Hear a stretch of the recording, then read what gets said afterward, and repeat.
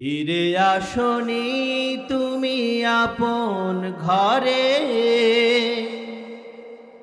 দিনের আলো তুমি ছড়িয়ে দিতে চলে গেলে মদিনায় মক্কা ছেড়ে। হে রাসূল তোমাকে ভুলি আমি কেমন করে, হে রাসূল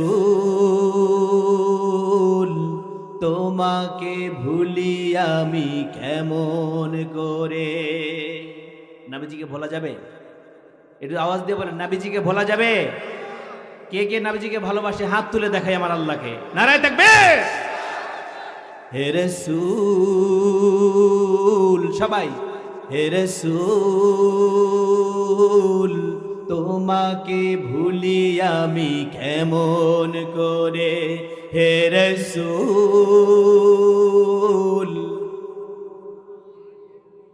মাশাআল্লাহ।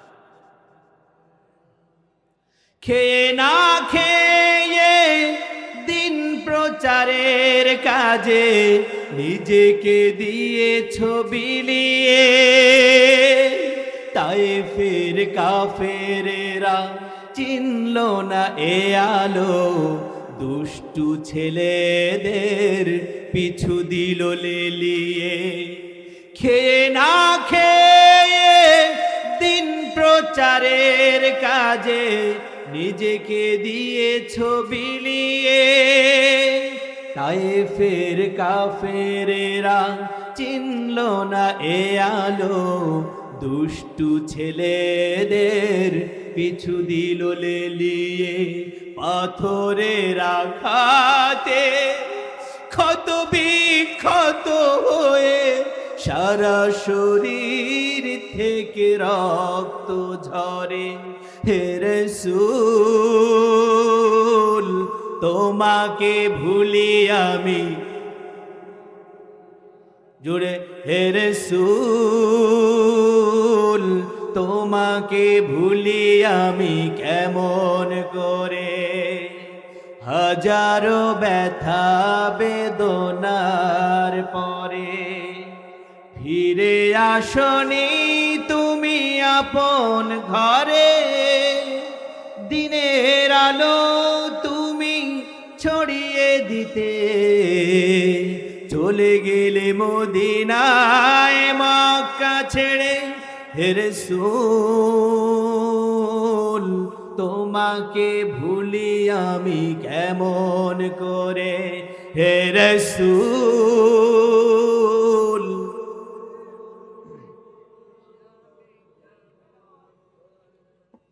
হেরার গুহায় তোমারি ধ্যান, আসমান থেকে নামে আল কোরআন। আল্লাহু আকবার বলেন।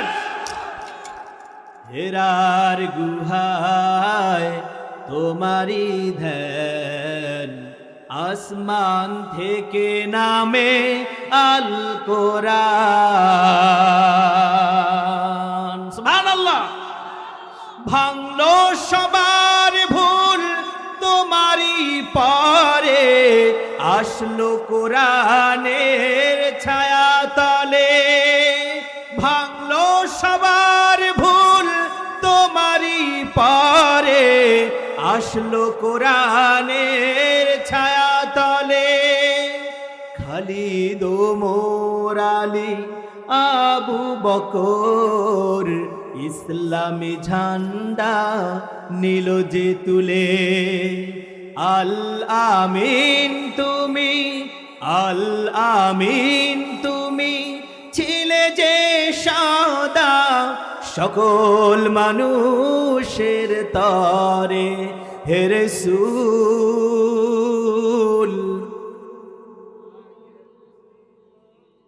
মাশাআল্লাহ। হে রাসূল তোমাকে ভুলি আমি, হে রাসূল তোমাকে ভুলি আমি কেমন করে।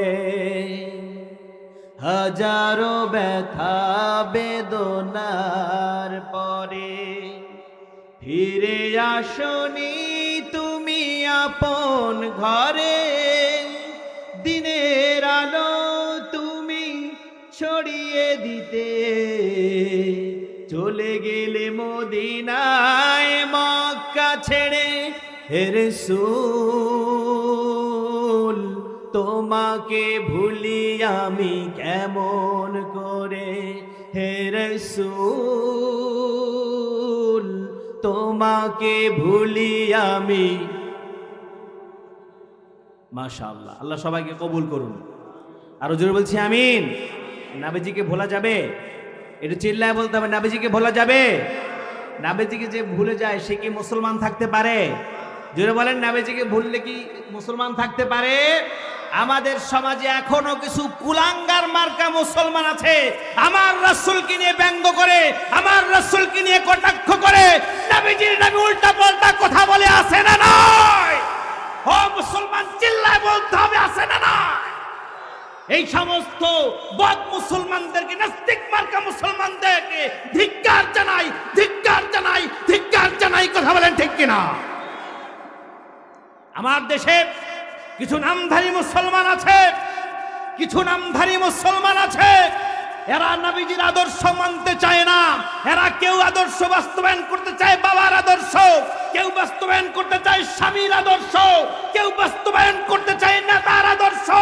ও মুসলমান, বুঝে থাকলে বলেন, আল্লাহ পাক বলেছেন কোরআনুল কারীমে, লাকাদ কানা লাকুম ফি রাসূলিল্লাহি উসওয়াতুন হাসানা। পৃথিবীর জমিনে একমাত্র অনুকরণীয় আদর্শের মডেল হলেন আমার রাসূল। মুসলমানদের জন্য, বিজাতীয়দের জন্য, সকলের জন্য।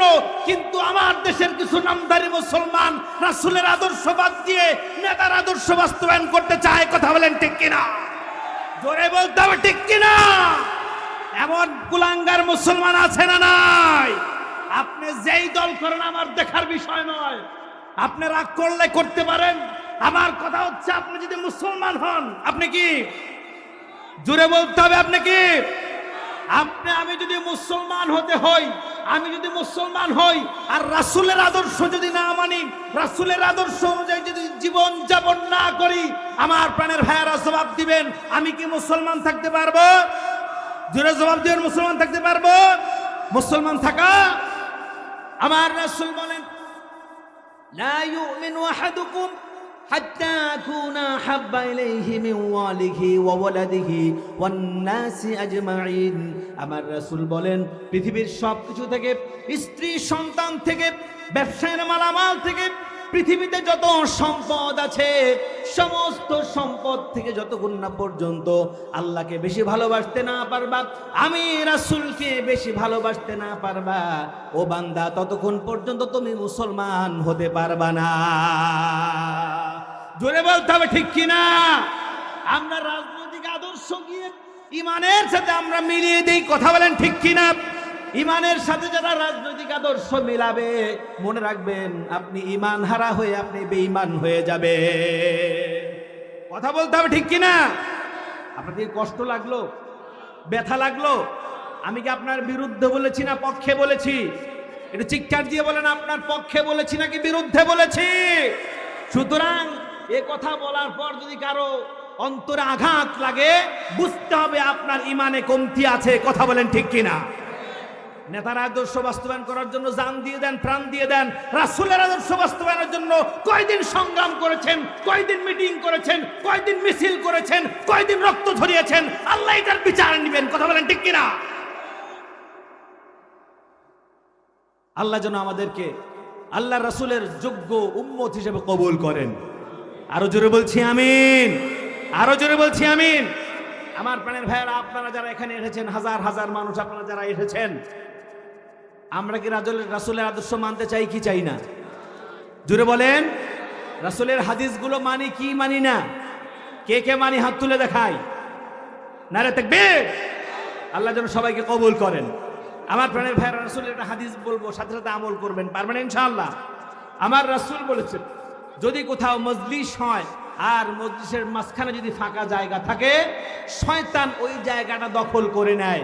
আপনারা দেখেন তো কার কার সামনে শয়তান আছে, ফাঁকা জায়গা আছে, পূরণ করে সামনে আগে আগে বসেন আর জিকির করেন লা ইলাহা। সামনে আগে আসেন বন্ধুরা, সামনে আগে আসেন। এই যুবক ভাইরা একটু নড়েন, একটু নড়চড় করেন, সামনে আগে আসেন। শয়তানকে সামনে জায়গা দেওয়া যাবে না। পিছনে বন্ধুরা আমার বাবাজিরা যারা দাঁড়িয়ে আছেন, যুবক বন্ধুরা যারা দাঁড়িয়ে আছেন, মেহেরবানি করে সামনে চলে আসেন। আলহামদুলিল্লাহ মাহফিল কানায় কানায় পূর্ণ হয়ে গেছে, মানুষ অসংখ্য হয়েছে, বাহির থেকে আসতেছে। যারা আসতেছে তাদেরকে বসার সুযোগ করে দেন। যারা পিছনে দাঁড়িয়ে আছেন আমি অনুরোধ করবো আমার বন্ধুরা মেহেরবানি করে যেখানে জায়গা পান সেখানেই বসে পড়েন। আল্লাহ আজকে ইনশাআল্লাহ এই মাহফিলকে কবুল করে নেবেন। সকলে বলি ইনশাআল্লাহ। আজকে একটা আমল যদি কবুল হয়ে যায়, দুনিয়ার জমিনে সারা জীবন আর কিছু কবুল হোক বা না হোক, একটা আমল যদি কবুল হয়ে যায়, এই যে হাদিসের উপর আপনারা এখন আমল করলেন, এইটা যদি আল্লাহর দরবারে কবুল হয়ে যায়, আপনারা জবাব দেন আল্লাহ নাজাত দিতে পারে কি পারে না? জোরে বলেন পারে কি পারে না? আল্লাহ সবাইকে দ্বীনি বুঝ দান করেন। চিল্লায় বলতে হবে আমিন। আলহামদুলিল্লাহ। পিয়ারপুর মির্জাপুর বাইতুল কোরআন নুরানি ও হাফিজিয়া মাদ্রাসা এবং মির্জাপুর বাইতুল আমান জামে মসজিদের উদ্যোগে আয়োজিত আজকের এই 24তম দিস্তারে ফজিলত প্রদান উপলক্ষে বার্ষিক ইসলামী মহাসম্মেলন, আল্লাহ পাক এই সম্মেলনকে কবুল করুন।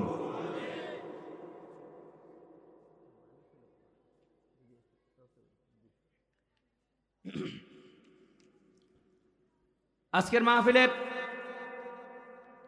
সম্মানিত শ্রদ্ধাভাজন সভাপতি, আপনাদের সকলের শ্রদ্ধেয় ব্যক্তিত্ব, বিশিষ্ট আলেমে দ্বীন, প্রতিষ্ঠাতা পরিচালক আবিদাতুন্নেসা মহিলা মাদ্রাসা নরুন্দি জামালপুরের সম্মানিত পরিচালক ও প্রিন্সিপাল হযরত মাওলানা মুফতি আব্দুস সামাদ সাহেব হাফিজাহুল্লাহ, আল্লাহ পাক হযরতকে কবুল করুন। হুজুর উপস্থিত নেই, আল্লাহ পাক হুজুরের দীর্ঘ হায়াত দান করে দিন। সকলে বলছি আমিন। সম্মানিত সহসভাপতি জনাব হযরত মাওলানা নজরুল ইসলাম সরকার সাহেব, পরিচালক অত্র মাদ্রাসা, ইমাম ও খতিব অত্র মসজিদ, আলহামদুলিল্লাহ বলেন, জুড়ে বলেন আলহামদুলিল্লাহ। আমার কাছে একটা জিনিস আশ্চর্য লাগলো, আপনাদের প্রতি আমার মন খুলে দোয়া আসতেছে। আলহামদুলিল্লাহ বলবেন না? আর জুড়ে বলেন আলহামদুলিল্লাহ। এই আপনাদের এলাকার পাশেই, এটা কি মুক্তাগাছা না? ও জামালপুরে পড়েছে, জামালপুরের প্রথম অংশ মুক্তাগাছাতে। গত বছর আমি একটা প্রোগ্রামে আসলাম, আমি জায়গার নাম বলবো না।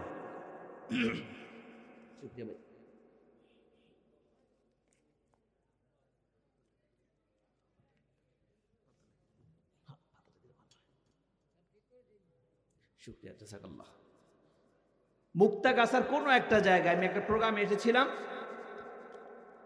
সেই প্রোগ্রামের সভাপতি দেওয়া হয়েছে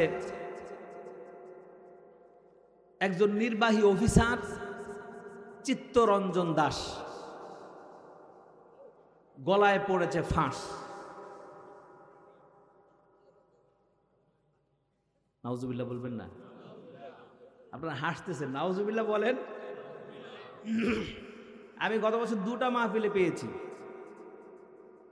2জন হিন্দু ভদ্রলোককে মাহফিলের সভাপতি বানানো হয়েছে। এবং কি আশ্চর্য হচ্ছি, আমি এর কাছাকাছি ময়মনসিংহের একটা জায়গায় একটা মাহফিলে এসেছি, একজন মহিলা ইয়োনো, তাকে বানানো হয়েছিল মাহফিলের সভাপতি। তো আমাকে খুব জোরাজোরি করলো যে হুজুর আপনি উঠেন। আমি বললাম সভাপতির বক্তব্য শেষ করেন, তারপর আমি আসবো। বললো না হুজুর আপনি আসেন, সভাপতির পাশে আপনি বসে আপনি কথা বলবেন। আমি বললাম সভাপতি কি পুরুষ না মহিলা? আচ্ছা আপনারা বলেন, ওনার পাশে বসে আমি ওয়াজ করাটা আমার ঠিক হবে? যেটা বলেন পর্দার খেলাফ, আমি পর্দার ওয়াজ করবো এখানে বসে, আর যে পর্দার খেলাফ বসে বসে করি, মানুষের কি তাসির হবে, আমল হবে মানুষের? তাই আমি বললাম না, ওনার বক্তব্য শেষ করেন তারপর আমি উঠবো। আমাকে খুব জোরাজোরি করতেছে। আমি বললাম না, আপনি সভাপতির আলোচনা শেষ করেন। কে বলেছে আপনাকে একজন মহিলাকে সভাপতি বানাতে? আমি একটা আলোচনা করবো না, এখান থেকে উঠে যাব। শুধু তাই নয়, তাকে আবার মসজিদের সভাপতিও বানানো হয়েছে। চিন্তা করেন, নারীর ক্ষমতায়ন কোন জায়গায় গিয়ে ওরা হাত দিয়েছে? ইসলামের মূল শিকড়ে হাত দিয়ে খামির নারীর ক্ষমতায়নকে তারা বাস্তবায়ন করতে যাচ্ছে। ওই আমেরিকান এজেন্ডা আমার দেশে বাস্তবায়ন করতে চেয়েছিল। কথা বলেন ঠিক কিনা? জোরে বলেন ঠিক কিনা? 5 আগস্টের ছাত্র জনতার আন্দোলনের মাধ্যমে নারী ক্ষমতায়নকে আমরা বাংলাদেশ থেকে চিরস্থায়ীভাবে উৎখাত করতে পেরেছি। সকলে বলেন আলহামদুলিল্লাহ। জোরে বলতে হবে আলহামদুলিল্লাহ। এ বাংলার জমিনে আর কোন নারীকে ক্ষমতা আসতে দেওয়া হবে না। কে কে রাজি আছেন আমার আল্লাহকে হাত তুলে দেখান। রাজি আছেন আপনারা? রাজি আছেন? 2 মহিলার যন্ত্রণায় আমরা অবস্থা শেষ আমাদের। আবার বিএনপির ভাইরা রাগ করতেছেন মনে হয়। আচ্ছা, রাগ করেন আর যাই করেন, আচ্ছা আপনারা বলেন, নারী নেতৃত্ব কি ইসলামে জায়েজ আছে? হ্যাঁ, লিযযাকারি মিসলু হাযযিল উনসায়াইন। আল্লাহ পাক এই আয়াতে কারিমার মাধ্যমে পুরুষের মর্যাদা দান করেছেন। সুবহানাল্লাহ বলেন, আরো জোরে বলেন সুবহানাল্লাহ। আর আল্লাহ পাকের আয়াতকে উপেক্ষা করে আমরা নারীকে ক্ষমতায়ন দিয়ে দিয়েছি, নারীকে সম্মান দিয়ে দিয়েছি। আলহামদুলিল্লাহ, আমার কাছে অত্যন্ত ভালো লাগছে। রাজনৈতিক বড় কোনো ব্যক্তিকে, কোনো মদখোরকে, কোনো গাঁজাখোরকে, কোনো জুয়াখোরকে, কোনো সুদখোরকে আপনারা সভাপতি না বানিয়ে একজন প্রখ্যাত আলেমে দ্বীনকে আপনারা সভাপতি বানিয়েছেন। এর জন্য হাজারবার আপনাদেরকে শ্রদ্ধা জানাই, হাজার সালাম জানাই আপনাদেরকে। আলহামদুলিল্লাহ বলে। আপনারা খুশি না বেজার? এতে করে বোঝা যায় আপনাদের মন অনেক ভালো। আল্লাহ পাক সবাইকে কবুল করেন। মন খুলে এর জন্য শুরুতেই দোয়া করলাম। আমি তো এটা দেখে অবাক হয়ে গেছি, কিভাবে সম্ভব? সব আলেমদের না। সুবহানাল্লাহ কর। প্রধান অতিথি জনাব মোহাম্মদ সাজ্জাদ হোসেন রাজা, ডাইং বিভাগ, ফকির ইট ওয়্যার লিমিটেড, নারায়ণগঞ্জ। তিনি অবশ্যই একজন ধার্মিক ব্যক্তি। যেহেতু উপরে আলেমদের নাম আছে, তিনি একজন ধার্মিক ব্যক্তি হবেন। তিনি কি আছেন উপস্থিত? আলহামদুলিল্লাহ, মাশাআল্লাহ, আপনি কবুল করুন। আমার ভাইকে দেখেই বোঝা যাচ্ছে একজন ধার্মিক ব্যক্তি। পাঞ্জাবি টুপি যার শরীরে শোভা পায়, নবীর সুন্নত যার শরীরে শোভা পায়, তার দ্বারা মদ পান করার শোভা পায় না। ঠিক কিনা কন? আর কোনদিন বাংলার জমিনে কোনো মদখোরকে আমরা সভাপতি বানাবো না। রাজি আছেন? আর কোনদিন কোন সুদখোরকে মাহফিল মসজিদের সভাপতি বানাবো না। রাজি আছেন? কোন সুদখোর, ঘুষখোর, বেঈমান, জিনাখোর, নেশাখোর কাউকে আমরা সমাজের সভাপতি বানাবো না। রাজি আছেন? কে কে রাজি আছেন? আল্লাহর কাছে ওয়াদা করেন, নারায়ে তাকবীর। আল্লাহ যেন কবুল করে। আপনাদের সময় নষ্ট করতেছি, কষ্ট পাচ্ছেন আপনারা? কারণ এই কথাগুলো আমাকে বলতে হবে ঈমান জাগার জন্য। ঠিক কিনা বলেন? আলহামদুলিল্লাহ, আজকের মাহফিলের প্রধান মেহমান মেজর একেএম শাকিল নওয়াজ, অবসরপ্রাপ্ত মেজর। আল্লাহ পাক ওনাকে কবুল করেন। ব্যবস্থাপনা পরিচালক বিএম ইন্টারন্যাশনাল ঢাকা ও সাবেক পরিচালক ফায়ার সার্ভিস ও সিভিল ডিফেন্স। আজকের মাহফিলের প্রধান আলোচক আমার প্রাণের ভাই। আমি গত বছর ইন্ডিয়াতে মাহফিল করে গিয়েছিলাম, সেখানে তার সাথে কথা হঠাৎ করে। আলহামদুলিল্লাহ বলেন। আল্লাহ পাক প্রত্যেক বছরই নেওয়ান। তো আজকে আসার পরে ভাই আমাকে দেখে অবাক বলল যে এনামুল ভাই আপনি, সিরাজি ভাই আপনি। আমি ভাবছিলাম যে আপনিই হবেন। দেখা হয়ে গেল, আলহামদুলিল্লাহ ভালো লাগলো। আমার প্রাণের ভাই আলহাজ হযরত মাওলানা মুফতি সাইফুল ইসলাম হাবিবি দামাত বারকাতুহুল আলিয়া, সাতক্ষীরা, ইমাম ও খতিব, মাতৃবাগান জামে মসজিদ, সাভার, ঢাকা। এবং সাথে সাথে পরিচয় হয়ে গেল আমিও সাভার এক জায়গায় খুতবা দিই। আলহামদুলিল্লাহ বলেন। পাশাপাশি পরিচয় হলো, পাশাপাশি, অথচ পরিচয় নেই, অথচ জানাজানি নেই। আমার পূর্বে অত্যন্ত ষাঁড় গর্ব আলোচনা করেছেন আপনাদের সুপরিচিত ব্যক্তিত্ব হাফেজ মাওলানা মুফতি ইউসুফ বিন ইয়াকুব সাহেব, খতিব, গালা কেন্দ্রীয় জামে মসজিদ, টাঙ্গাইল। বিশেষ অতিথিবৃন্দ এবং মাহফিলের সঞ্চালক সহকারে অত্র মাদ্রাসার কর্মরত শিক্ষক শিক্ষার্থী, অত্র এলাকার আমার মুরব্বিয়ান একরাম, পর্দার অন্তরালের মা ও বোনেরা, ছোট্ট ছোট্ট সোনামণিরা, সকলকে আবারও সালাম জানাচ্ছি। আসসালামু আলাইকুম ওয়া রাহমাতুল্লাহি ওয়া বারাকাতুহু। আমার প্রাণের ভাইয়েরা, এই মাহফিলে আসতে পেরে আপনারা খুশি না বেজার? একটু জোরে বলবেন। খুশির আওয়াজ কিন্তু এইভাবে হয় না, খুশির আওয়াজ আস্তে না জোরে, জোরে বলেন, কানে কানে বলেন, এই যে তারপর বলেন না, জোরে বলেন আল্লাহু আকবার। তাকবীরের ধ্বনি হতে হবে, তাকবীরের ধ্বনি যদি ভুলে যান তাহলে মুসলমানিত্বই শেষ হয়ে যাবে, ঠিক কিনা কোন? তাকবীর দিতে হবে। রাজি আছেন ইনশাআল্লাহ? আল্লাহ যেন কবুল করেন। আমার প্রাণের ভাইয়েরা, আমি কোরআনুল কারীম থেকে আয়াতে কারিমা তেলাওয়াত করেছি। আল্লাহ পাক তৌফিক দান করলে এর আলোকে আমরা কিছু কথা শুনবো, বলার চেষ্টা করব। আল্লাহ পাক আমলের নিয়তে সবাইকে শোনার তৌফিক দান করেন। আর জোরে বলছি আমিন। আসুন কোরআন হাকিম থেকে তেলাওয়াত করি। আউযু বিল্লাহি মিনাশ শাইতানির রাজিম। বিসমিল্লাহির রহমানির রহিম। আল্লাযীনা ইয়াকুলুনা রাব্বানা ইন্নানা আমান্না ফাগফির লানা যুনুবানা ওয়া কিনা আযাবান নার।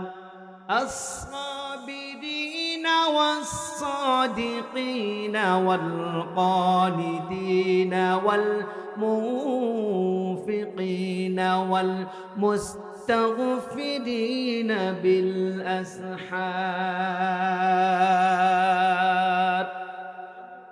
আল্লাযীনা ইয়াকুলুনা, যেই সমস্ত ব্যক্তিরা বলে, রব্বানা, হে আমাদের রব, ইন্নানা আমান্না, নিশ্চয়ই আমরা ঈমান এনেছি, ফাগফির লানা, সুতরাং আমাদেরকে আপনি মাফ করে দেন, যুনুবানা, যেই গুনাহগুলো করেছি, কি মাফ করে দেন? মনোযোগ আছে সবার? যেই গুনাহগুলো করেছি সেগুলো মাফ করে দেন, ওয়া কিনা আযাবান নার, এবং কঠিন আযাব থেকে আমাদেরকে আপনি রক্ষা করুন। কার কাছে বলছি? চিল্লায় বলেন, কার কাছে বলছি? আস-সাবিরিন, আল্লাহ তাআলা বলছেন এই সমস্ত কথা যারা বলে এরা হচ্ছে ধৈর্য ধারণকারী ব্যক্তি, ওয়াস-সাদিকিন, এরা হচ্ছে সত্যবাদী ব্যক্তি, ওয়াল কানিতিন, এরা হচ্ছে অনুগত ব্যক্তি, ওয়াল মুনফিকিন, এরা হচ্ছে দানশীল ব্যক্তি। সুবহানাল্লাহ বলেন। ওয়াল মুস্তাগফিরিনা বিল আসহার, এবং এই ব্যক্তিরা রাতের শেষ ভাগে জাগ্রত হয়ে তাহাজ্জুদের নামাজ পড়ে আল্লাহর কাছে ক্ষমা চায়। সুবহানাল্লাহ বলেন। আমরা কি এগুলো করতে রাজি আছি না নাই? জোরে বলেন, রাজি আছি না নাই? আমার প্রাণের ভাইয়েরা, এই আয়াতে কারিমা দুটোতে আল্লাহ রাব্বুল আলামিন 5টা গুণাবলীর কথা বলেছে। যদি কোনো ব্যক্তি, যদি কোনো মুসলমান এই 5টা গুণ অর্জন করতে পারে, আমার আল্লাহ রাব্বুল আলামিন তার ব্যাপারে ঘোষণা দিয়ে দিলেন, ওই ব্যক্তিকে আল্লাহ পাক মাফ করে দিয়ে জান্নাত দান করে দিবে। তাহলে এগুলো শোনা আমাদের দরকার আছে না নাই? এই কয়টা গুণ আমার অর্জন করার দরকার আছে না নাই? মুরব্বীদের মনে হয় দরকার নাই, যুবকদের মনে হয় দরকার নেই। জোরে বলেন। সবার জন্য, আবাল বৃদ্ধ বনিতা নারী পুরুষ সবার জন্য 5টি গুণ। কয়টা গুণ? 5টা গুণ। এই 5টা গুণের আগে আল্লাহ রাব্বুল আলামিন একটা কথা বলেছেন। এই 5টা গুণ অর্জন করার আগে একটা জিনিস মজবুত ভাবে অর্জন করতে হবে, সেটা হলো আল্লাহর প্রতি প্রকৃত ঈমান। কার প্রতি? কার প্রতি? আল্লাহর প্রতি প্রকৃত ঈমান। যে ব্যক্তি ঈমানের পথে অবিচল থেকে নিজের দিন যাপন করবে, জীবন যাপন করবে, ওই ব্যক্তির ভিতরে এই 5টা গুণ অবভিয়াসলি চলে আসবে, এমনি এমনি চলে আসবে, কোনো বাধা হবে না। মূলত আমরা ইমানের পথে অবিচল থাকতে পারি না। মুখে বলি আমি ইমানদার, কাজ হয়ে যায় বেঈমানের, ঠিক কিনা কোন? জোরে বলেন। মুখে বলি ইমানদার, মুখে বলে পরহেজগার, কিন্তু যত কাজ করে সব কাজ হয়ে যায় ইমানের বিপরীত, সব কাজ হয়ে যায় ইসলামের বিরুদ্ধে, ঠিক কিনা? আছে না নাই?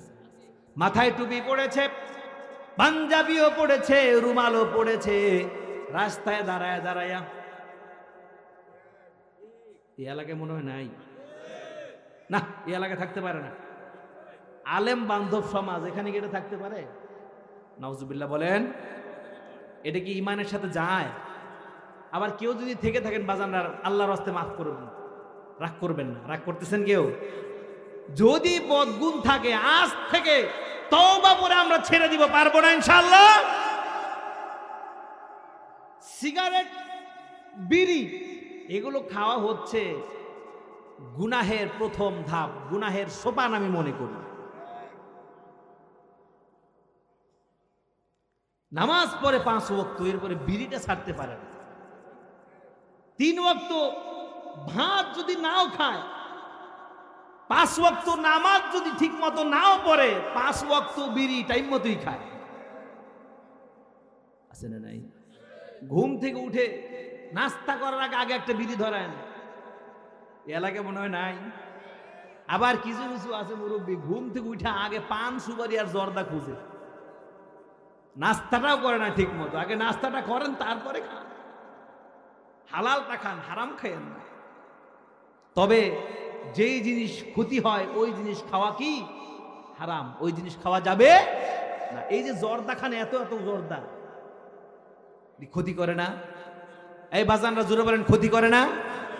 আমার মনে হয় এইবার ওঠা শুরু হয়ে যাবে। উঠবেন 2-1 জন।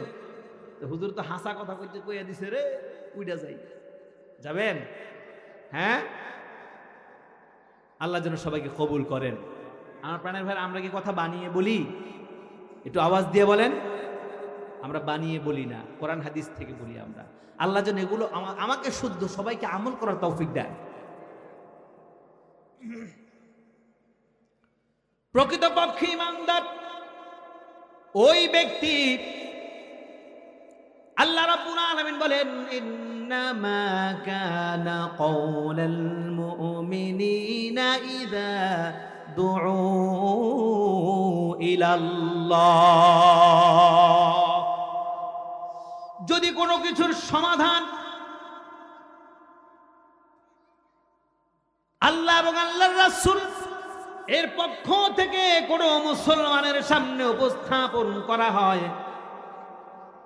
যদি কোনো সমাধান আপনার সামনে উপস্থাপন করা হয়, আপনি একজন মোমেন ব্যক্তি, মুসলমান ব্যক্তি, কোরআন থেকে কোনো সমাধান, রাসূলের হাদিস থেকে কোনো সমাধান যদি আপনার সামনে উপস্থাপন করা হয়, সমাধান দেওয়া হয়, যদি সে মোমেন ব্যক্তি হয়, তাহলে বলবে ক্বালু সামি'না ওয়া আতা'না, আমি শুনলাম, আমি মেনে নিলাম।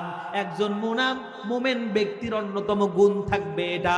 আল্লাহ এবং আল্লাহর রাসূলের পক্ষ থেকে যদি কোনো সমাধান তার সামনে উপস্থাপন করা হয়, যদি তার ভিতরে ত্রুটিও থাকে, যদি তার ভিতরে সমস্যাও থাকে, তাহলে সে বলবে ক্বালু সামি'না, আমি শুনলাম, ওয়া আতা'না, আমি মেনে নিলাম। আমার বন্ধুরা, আপনারা কি এর বাহিরে যাবেন না, এখানে থাকবেন? হ্যাঁ, সামি'না ওয়া আতা'না, আর এই ভিতরে থাকবেন না বাহিরে যাবেন? আল্লাহর রাসূলের পক্ষ থেকে, আল্লাহর পক্ষ থেকে সমাধান আসলো, তুমি বিড়ি খেতে পারবা না, নেশা করতে পারবা না, আর আপনি বললেন মানি না, তাহলে কি আপনি মুসলমান থাকতে পারবেন? আপনাকে বলতে হবে সামি'না, আমি শুনলাম, ওয়া আতা'না, এবং আমি মেনে নিলাম। যদি শুনতে আর মানা যদি আপনার একরকম হয়ে যায়, আমার বন্ধু, আপনি যদি নাও মানতে পারেন, কাল কিয়ামতের কঠিন ময়দানে আপনি যে এখানে বসে ওয়াদা করেছেন, শুনলাম আর মেনে নিলাম, বিরোধিতা করলাম না, আল্লাহ চাইলে ইয়া উসিলা করে আপনাকে মাফ করে দিয়ে জান্নাত দান করতে পারেন কি পারেন না? জুড়ে বলেন, পারেন কি পারেন না?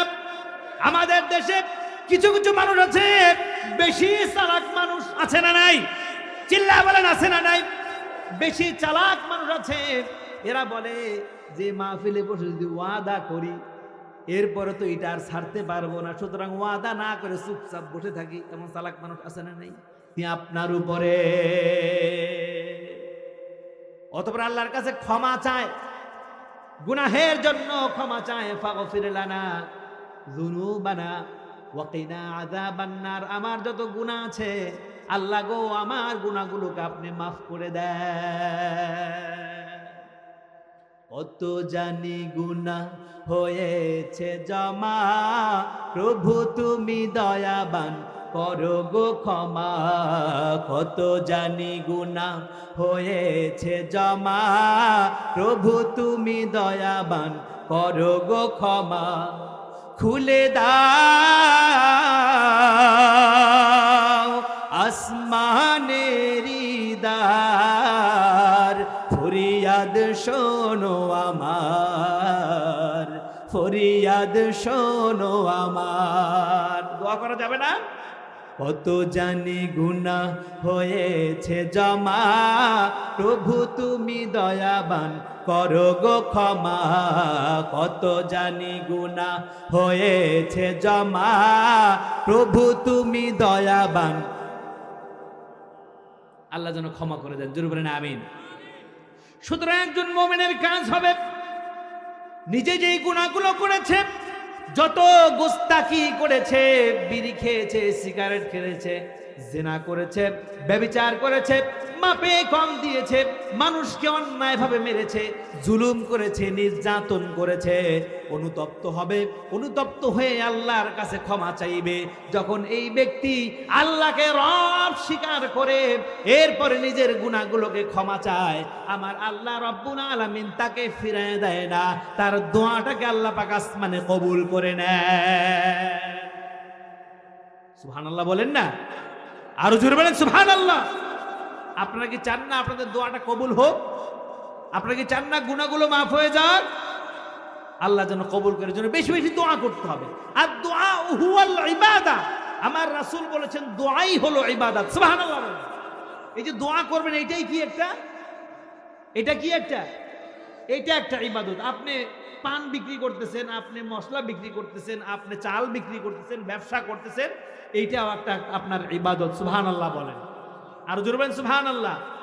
শর্ত হলো যদি সেই কাজটা আপনি যেই কাজই করেন না কেন, যদি সেই কাজটা আমার রাসূলের সুন্নাত মোতাবেক হয়, তাহলে সেই কাজটাই আপনার সুন্নত হিসেবে গণ্য হয়ে যাবে। আলহামদুলিল্লাহ বলেন। আর জোরে বলেন আলহামদুলিল্লাহ। সুতরাং আমার প্রাণের ভাইয়েরা, একজন মুসলমান ব্যক্তি মুমিন হওয়ার জন্য, ইমানদার হওয়ার জন্য তার ফার্স্ট কোয়ালিটি থাকবে, প্রথম গুণ থাকবে, সেটা হলো সে হবে ফার্স্ট ক্লাস ইমানদার ব্যক্তি। ফার্স্ট ক্লাস, জোরে বলেন ফার্স্ট ক্লাস ইমানদার ব্যক্তি। ইমানদার না হয়ে, প্রকৃত মুমিন না হয়ে যতই ইবাদত করুক, আপনারা জবাব দিবেন তার ইবাদত কি আল্লাহর দরবারে কবুল হবে? জোরে বলেন। ঈমান যদি না থাকে তার কোনো ইবাদত কবুল হবে? কোনো ইবাদত আল্লাহর দরবারে কবুল হবে না। সুতরাং এর আগে, সবার আগে ঈমান হাসিল করতে হবে, সর্বোচ্চ ঈমান। ঈমানের দাওয়াত দিতে হবে অন্যকে, নিজে ঈমান পরিপূর্ণভাবে ধারণ করতে হবে ইনশাআল্লাহ বলেন। ঈমানের পথে অবিচল থাকা প্রত্যেক মুমিনের জন্য জরুরি। এখন বলেন হুজুর অবিচল থাকা এটা আবার কি? অবিচল থাকার অর্থ হলো আমি আল্লাহর প্রতি ঈমান এনেছি, আমি বিশ্বাস করে নিয়েছি আল্লাহ ব্যতীত আর কেহ বিধানদাতা নাই। ঠিক কিনা গণ? আল্লাহ ব্যতীত আর কোনো রজ্জাক নাই, নাকি আছে? আল্লাহ ব্যতীত আর কোনো খাওয়ানোওয়ালা আছে, রিজিক দেনেওয়ালা আছে? কেউ নাই। যে যদি আপনি মুসলমান হন আপনি বিশ্বাস করবেন, কিন্তু যদি অন্য ধর্মাবলম্বী হয়, যেমন আমার হিন্দু ভাইয়েরা, আশেপাশে হিন্দু বাড়ি আছে না নাই? আছে। আমার হিন্দু ভাইয়েরা তারা আবার এক আল্লাহকে রিজিক দাতা হিসেবে তারা বিশ্বাস করে না। ঠিক না বেঠিক? তাদের এক একটার জন্য এক একটা দেবী আলাদা আছে না নাই? এক একজন দেবী আলাদা আলাদা আছে। তাদের ধারণা মতে দুর্গা দেবী তাদেরকে ফুল ফসল দেন, খাওয়ান দেন, রিজিক দেন। সরস্বতী দেবী তাদেরকে বিদ্যা দেন, আছে না নাই? কালী দেবী তাদেরকে ভালো মন্দ থেকে হেফাজত করেন, ঠিক কিনা বলেন?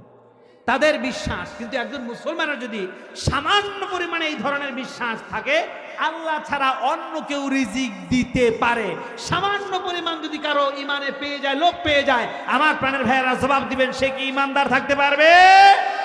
আল্লাহ ইজ অল ইন অল, আল্লাহ একমাত্র সব দান করেন। সুবহানাল্লাহ বলেন। He is creator of the world, তিনি কেবলমাত্র সৃষ্টি করেছেন এই বিশ্বভুবন। Eating the food he serves, তিনি আমাদেরকে খাবার দেন, যত প্রকারের রিজিক আছে তিনি আমাদেরকে রিজিক দান করেন, ঠিক কিনা বলেন? তিনি হচ্ছেন রব, আমাদের লালন করেন, আমাদেরকে পালন করেন, আমাদেরকে খাওয়ান, আমাদেরকে পড়ান, আমাদেরকে অসুস্থতা থেকে সুস্থতা দান করেন, আমাদেরকে তিনি রোগ থেকে মুক্তি দান করেন, আমাদেরকে তিনি বিভিন্নভাবে পরীক্ষা নেন। এক আল্লাহ সব করেন। একজন মুসলমান যখন এই বিশ্বাসী হবে, তাহলে সে কেবলমাত্র ইমানদার হতে পারবে। আর এটার নামই হলো ইমানের পথে অবিচল থাকা। বলেন সুবহানাল্লাহ। ইমানের পথে অবিচল থেকে আমার মরণ যেন হয়। আমিন বলেন। ইমানের পথে অবিচল থেকে আমার মরণ যেন হয়। তোমারই কাছে মিনতি আমার, তোমারই কাছে মিনতি আমার, মহামহিম দয়াময়। ইমানের পথে অবিচল থেকে আমার মরণ যেন হয়। ইমানের পথে অবিচল থেকে আমার প্রতিদিন মিথ্যের মুখোমুখি হই, বেদিন ফাসেকেরা করে হইচই। প্রতিদিন মিথ্যের মুখোমুখি হই, বেদিন ফাসেকেরা করে হইচই।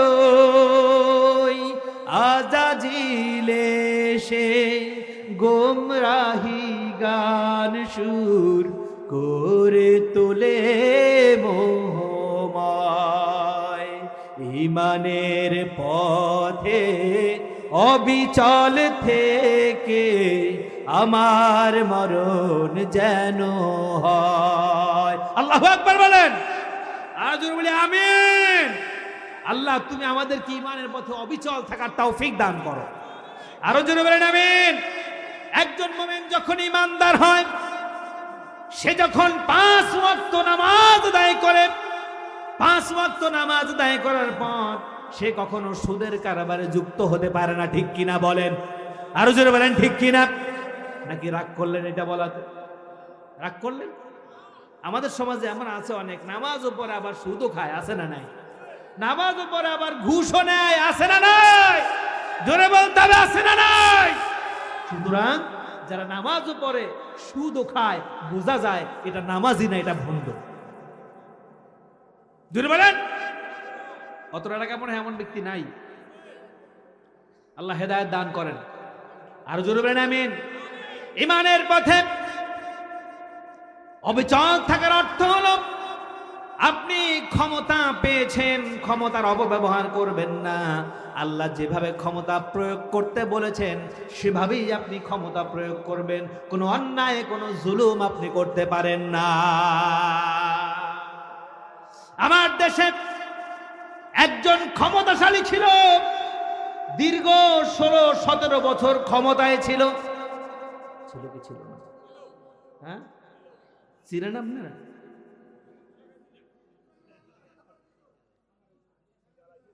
দীর্ঘ 16-17 বছর ক্ষমতায় হাজারো হাজারো আলেমদেরকে, নির্দোষ আলেমদেরকে দোষী বানিয়ে জিনার মামলা দিয়ে তাদেরকে জেলখানায় প্রেরণ করেছে। কথা বলেন ঠিক কিনা? শুধু তাই নয়, কোরআনের পাখি 50টি বছর যিনি কোরআনের খেদমত করেছেন, সারা বিশ্বে কোরআনের তাফসীর করে বেরিয়েছেন, আল্লামা দেলওয়ার হোসেন সাইদি সাহেবকে খুনের মামলা দিয়েছে, রাজাকারের মামলা দিয়েছে, ধর্ষণের মামলা দিয়ে 13 বছর জেলখানায় বন্দী করে রেখেছে। কথা বলেন ঠিক কিনা? আল্লামা মামুনুল হক সাহেবকে, নির্দোষ আলেমদেরকে দোষী সাব্যস্ত করে জেলখানায় বন্দী করে রেখেছে। কথা বলেন ঠিক কিনা? আল্লামা আজিজুল হক সাহেব রহমতুল্লাহ আলাইকে জেলখানায় বন্দী করেছে, মুফতি আমিনী সাহেবকে জেলখানায় বন্দী করে রেখেছে, নজরবন্দি করে রেখেছে। আপনারা বলেন, এটা কি ক্ষমতার অপব্যবহার নয়? জুড়ে বলেন। সুতরাং আমার প্রাণের ভাইয়েরা, আমরা অন্যায় জুলুম সহ্য করেছি, এ বাংলার জমিনে আর কোন জালেমের স্থান দেওয়া হবে না। রাজি আছেন না? না কে কে আছেন আমার আল্লাহকে হাত তুলে দেখা। আল্লাহ যেন কবুল করেন, আল্লাহ যেন কবুল করেন।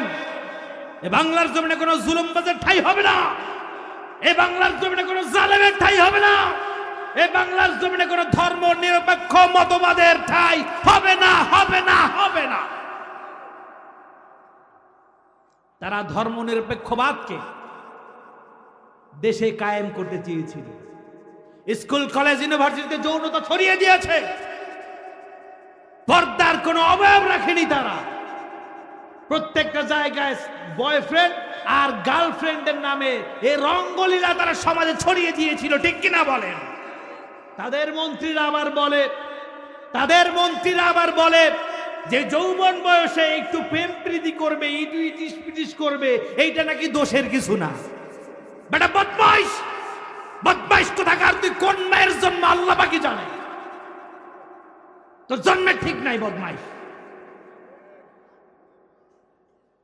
বলে যুবক ছেলে মেয়েরা একটু ইটিস পিটিস করলে কোনো সমস্যা নাই, এটা নাকি দোষের কিছু না। চিন্তা করেছেন আপনারা? তোমাদের এই কর্মকাণ্ডের কারণে বাংলার জমিনে তোমাদের ঠাঁই হয় নাই। আজকে দাড়ি শেষে, মাথা শেষে, এরপরে কলম লাগিয়ে তোমাকে দেশ ছাড়া করতে হয়েছে। কথা বলেন ঠিক কিনা? দেশ ছাড়তে বাধ্য হয়েছে তোমরা। কোন জুলুমবাজের ঠাঁই এই বাংলার জমিনে হবে না, কোন ধর্মনিরপেক্ষ ব্যক্তির ঠাঁই বাংলার জমিনে হবে না। বাংলার জমিন 92% মুসলমানের দেশ। কথা হবে ঠিক কিনা? জোরে বলেন। আমার প্রাণের ভাইয়েরা, আমার প্রাণের বন্ধুগণ, একজন ইমানদার ব্যক্তির ফার্স্ট কোয়ালিটি হবে, ফার্স্ট কোয়ালিটি, তার প্রথম গুণাবলী হবে সে ইমানের পথে নিজেকে অবিচল রাখবে। সে ইমানদার হবে, ইমান আনবে, কোনো দুর্নীতি করবে না, ক্ষমতার অপব্যবহার করবে না, জুলুম করবে না, অন্যায় করবে না, অত্যাচার চালাবে না, ঘুষ খাবে না, সুদের ব্যবসা করবে না, মানুষকে ঠকাবে না, মানুষকে কষ্ট দেবে না। আমার প্রাণের ভাইয়েরা, যদি কোনো মুসলমান ইমানের এই দাবি পূরণ করে ইমানের পথে অবিচল থাকতে পারে, আমার আল্লাহ রাব্বুল আলামিন তার ব্যাপারে ঘোষণা দিচ্ছেন, উলাইকা হুমুল মুফলিহুন। ওই ব্যক্তি হচ্ছে সফলকামী ব্যক্তি। ওই ব্যক্তি কি? ওই ব্যক্তি হচ্ছে সফলকামী ব্যক্তি। সুতরাং আমার প্রাণের ভাইয়েরা, আমার প্রাণের বন্ধুগণ, আল্লাহ রাব্বুল আলামিন কোরআনুল কারীমে এই সমস্ত ব্যক্তিদের গুণাগুণের কথা উল্লেখ করে আল্লাহ রাব্বুল আলামিন বলেন, এই সমস্ত ব্যক্তিদের কয়েকটা গুণ থাকতে হবে। 5টি গুণের কথা আল্লাহ রাব্বুল আলামিন এখানে বলেছেন 5টি গুণ তাদের থাকতে হবে। এই 5টা গুণ যদি তারা অর্জন করতে পারে ওই সমস্ত ব্যক্তিরা হবে জান্নাতি ব্যক্তি। সুবহানাল্লাহ বলেন। ঈমান আনার পরে, সঠিকভাবে ঈমান আনার পরে এই ব্যক্তি হবে একজন সাবিরিন, একজন ধৈর্যশীল ব্যক্তি।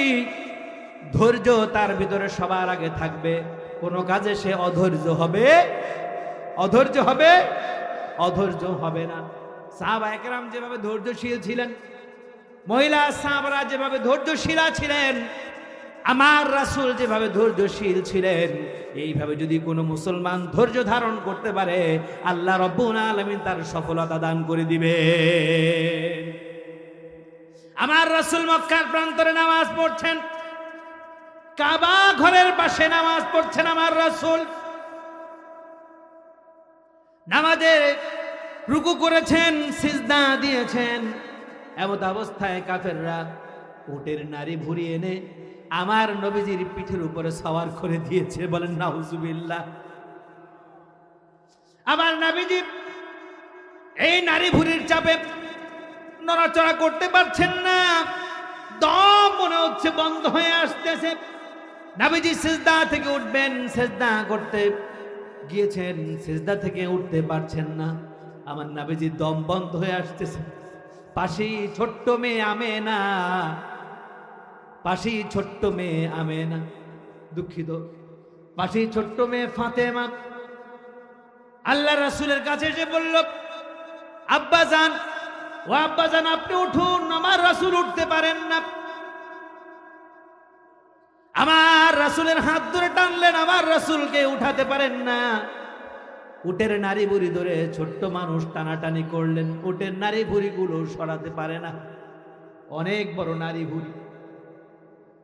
ছোট্ট মেয়ে ফাতেমা কেঁদে দিল, বাবা, ও বাবা, তুমি বুঝি দুনিয়া থেকে চলে যাচ্ছ বাবা?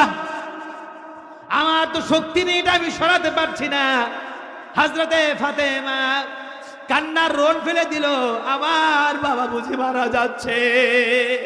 আমার রাসূল সিজদায় পড়ে আছেন, কষ্ট পাচ্ছেন, আমার রাসূল নিঃশ্বাসটাও নিতে পারছেন না। এমন অবস্থায় ফেরেশতারা আসলো আল্লাহর রাসূলের কাছে, এসে বলল, ইয়া রাসূলুল্লাহ, ইয়া হাবিবাল্লাহ, আপনার কষ্ট দেখে আমাদের সহ্য হচ্ছে না। ইয়া রাসূলুল্লাহ, আপনি একবার হুকুম দিন, আপনি একবার হুকুম দিন। যে সমস্ত কাফের, যে সমস্ত মুশরিকেরা আপনার উপরে উটের নাড়ি ভুঁড়ি দিয়েছে, আপনাকে কষ্ট দিচ্ছে, ইয়া রাসূলুল্লাহ, ইয়া হাবিবাল্লাহ, এদেরকে আমরা ধ্বংস করে ফেলি, জমিন উল্টায় এদেরকে আমরা মেরে ফেলি, আপনি একবার অনুমতি দেন। আমার রাসূল বললেন, না না, ও ফেরেশতারা, এদেরকে মেরো না, এরা বুঝতে পারে নাই আমি যে রাহমাতাল লিল আলামিন, আমি যে নবী, এটা তারা বুঝতে পারে নাই। এদেরকে যদি মেরে ফেলো, আমার আল্লাহকে কে আল্লাহ বলে ডাকবে? আল্লাহ আমাকে পাঠিয়েছে তাদের কাছে দাওয়াত দেওয়ার জন্য। আমি তাদেরকে আবার দাওয়াত দেব, আমি তাদেরকে আবার কালিমার দাওয়াত দেব, আমি তাদেরকে আবার ইসলামের দাওয়াত দিব। আশা করা যায় এই মানুষগুলো ইসলাম কবুল করে আল্লাহর বান্দায় পরিণত হয়ে যাবে। কেমন ধৈর্যশীল ছিলেন আমার রাসূল, কেমন ধৈর্যশীল ছিলেন আমার রাসূল। তায়েফের ময়দানে আমার নবী মুহাম্মদ দাওয়াত দেওয়ার জন্য ছুটে গেলেন তায়েফবাসীকে। আপনারা ঘটনা জানেন, তায়েফবাসীকে দাওয়াত দিতে গেলেন, উল্টা তায়েফবাসীরা নবীজিকে পাথর মেরে রক্তাক্ত করে দিয়েছে। আমার নবীজির শরীর মোবারক থেকে রক্ত পড়ে, যেই জায়গাটায় রক্ত পড়েছে ওই জায়গাটা এখনো পর্যন্ত বেষ্টনী করা আছে। এখানে হাজী সাহেব আছেন, আপনারা হয়তো দেখেছেন। কে কে হাজী সাহেব আছেন এখানে? ওই যে মাশাআল্লাহ, ওই যে বাবাজি আছে, আপনি দেখেছেন তো? ওখানে তায়েফে গিয়েছিলেন, দেখেছেন। আমার রাসূল রক্তাক্ত হয়েছেন, বেহুশ হয়ে গিয়েছেন, তারপর ধৈর্য হারা হন। ফেরেশতারা এসে বলল, ইয়া রাসূলুল্লাহ, একবার হুকুম দেন, এই তায়েফবাসীকে জমিন উল্টে দিয়ে আমরা মেরে ফেলি। আমার রাসূল বলেছেন না না, এদেরকে মেরো না, এদেরকে মেরে ফেললে কে আমার আল্লাহকে আল্লাহ বলে ডাকবে। আমি তাদের কাছে আবার দাওয়াত নিয়ে যাব, আমি তাদের কাছে আবার দাওয়াত নিয়ে যাব। আমার প্রাণের ভাইয়েরা বর্তমান তায়েফের দৃশ্য যারা হজে গিয়েছেন দেখেছেন, সবুজ ও সুফলা জায়গা, আল্লাহ পাক ফল ফলাদি দিয়ে ভরপুর করে দিয়েছেন তায়েফের জায়গাকে। সমস্ত মানুষগুলা কালিমা পড়ে মুসলমান হয়ে গেছে। সুবহানাল্লাহ বলেন। আমার প্রাণের বন্ধুরা, যুদ্ধের ময়দানে হযরত আলী কাররামাল্লাহু ওয়াজহা যুদ্ধ করছেন। যুদ্ধ করা অবস্থায় একজন কাফেরের সাথে যুদ্ধ করতে করতে করতে করতে তিনি নিচে পড়ে গেলেন। আবার উল্টিয়ে দিয়ে কাফেরকে নিচে ফেলে দিয়ে হযরত আলী তার বুকে চেপে বসেছে। এবার তলোয়ার উঠিয়েছে, তাকে হত্যা করে ফেলবে। এমত অবস্থায় হযরত আলীর মুখে ওই কাফের থুথু নিক্ষেপ করেছে। যখনই থুথু নিক্ষেপ করেছে, হযরত আলী তাকে আর জবাই না করে ছেড়ে দিয়েছে। কাফের বলল, আলী রে, ও আলী, আমি এর জন্যই তোমার মুখে থুথু দিয়েছিলাম।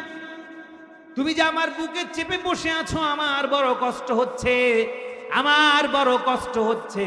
ও আলী রে, আমি এর জন্যই থুথু নিক্ষেপ করেছি, বড় কষ্ট হচ্ছিল। তুমি তাড়াতাড়ি করে জবাই করে দাও, আমি মরে যাই, তাহলে আমার কষ্ট কমে যাবে। কিন্তু আলী, তুমি আমাকে জবাই না করে আমি থুথু নিক্ষেপ করলাম, তোমার মেজাজ গরম হয়ে যাওয়ার কথা, আমাকে তাড়াতাড়ি জবাই করার কথা, আমাকে তাড়াতাড়ি মারার কথা। আলী রে, তুমি আমাকে তাড়াতাড়ি না মেরে তুমি আমাকে ছেড়ে দিলে। ও আলী, কারণটা কি? হযরত আলী বলল, এতক্ষণ পর্যন্ত তোমার সাথে আমার যুদ্ধ হচ্ছে, আমি দ্বীন রক্ষার জন্য, রাসূলের আদর্শ বাস্তবায়ন করার জন্য, কোরআনের আইন বাস্তবায়ন করার জন্য, আল্লাহর হুকুম মতে, রাসূলের তরিকা মতে আমি তোমার সাথে যুদ্ধ করছি। আল্লাহর সন্তুষ্টির জন্যই আমি যুদ্ধ করছিলাম, এটা ছিল আমার ইচ্ছা। কিন্তু যখন তুমি আমার মুখে থুথু দিলে, তখন আমার ব্যক্তিগত রাগ উঠে গেছে। আর ব্যক্তিগত রাগে যদি তোমাকে আমি হত্যা করে ফেলি, আল্লাহর দরবারে আমি আলী আসামি হয়ে যাব। সুবহানাল্লাহ, আরো জোরে বলেন সুবহানাল্লাহ। সুতরাং আমার প্রাণের ভাইয়েরা, একজন মুসলমান ব্যক্তি ঈমান আনার পরে নামাজ তো পড়তেই হবে, যাকাত তো দিতেই হবে। সবার আগে তাকে ধৈর্যশীল হতে হবে, অধৈর্য হলে চলবে না। ঠিক কিনা বলেন? সমাজ উল্টাপাল্টা করছে, সব সমাজ ভেঙে দিবেন? সমাজ ভাঙা যাবে না। সমাজটাকে বুঝিয়ে আল্লাহর ওহির আদলে নিয়ে আসতে হবে, রাসূলের তরিকা মোতাবেক নিয়ে আসতে হবে। এর জন্য মুজাহাদা করতে হবে, কষ্ট করতে হবে। এই যে কষ্ট করবেন, এই অবস্থায় যদি আপনি মারা যান, আমার রাসূল বলেছেন, মান জাহাদা নাফসাহু, যেই ব্যক্তি নিজের অন্তরের প্রবৃত্তির সাথে জিহাদ করলো, সেই ব্যক্তি হলো আফদলুল মুজাহিদ, সবচাইতে বড় মুজাহিদ। আপনি ওই অবস্থায় যদি মৃত্যুবরণ করেন, আল্লাহ চাহে তো আল্লাহ রব্বুল আলামিন আপনার মৃত্যুকে শহীদি মৃত্যু হিসেবে কবুল করে নিবে। সব জায়গায় ধৈর্য ধরতে রাজি আছি না নাই? জোরে বলেন, রাজি আছি না নাই? আল্লাহ পাক যেন আমাদেরকে ধৈর্য ধারণ করার তৌফিক দান করেন। আরো জোরে বলেন আমিন। আমার সামনে তো প্রিয় ভাই চলে এসেছেন, আমার আলোচনা করাটা বেয়াদবি। যেহেতু ভাই চলে এসেছেন, আমি এখনই ছেড়ে দিচ্ছি এখানেই। আল্লাহ তৌফিক দান করলে আমরা আলোচনা করার চেষ্টা করব। আল্লাহ পাক যেন তৌফিক দান করেন। আমা আলাইনা ইল্লাল বালাগ। ওয়াসসালামু আলাইকুম ওয়া রাহমাতুল্লাহি ওয়া বারাকাতুহু।